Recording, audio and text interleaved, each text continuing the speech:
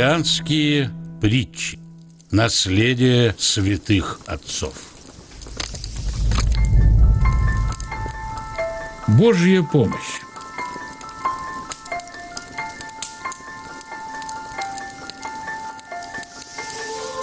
Авва Ираклий поведал: некоторый старец жил в идольском капище.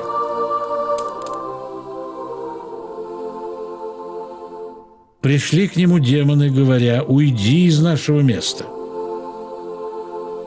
Старец отвечал: «У вас нет места». Демоны начали разбрасывать его ветви. Старец терпеливо собирал их. После этого демон, взяв его за руку, повлек из капища.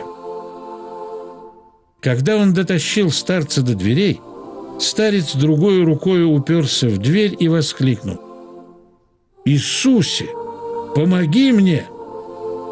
Демон тотчас убежал, а старец начал плакать.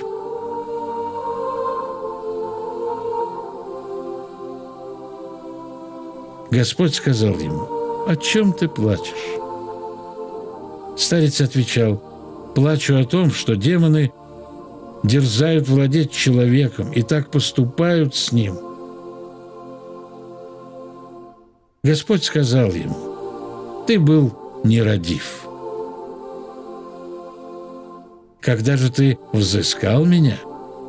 Видишь, как я скоро предстал тебе».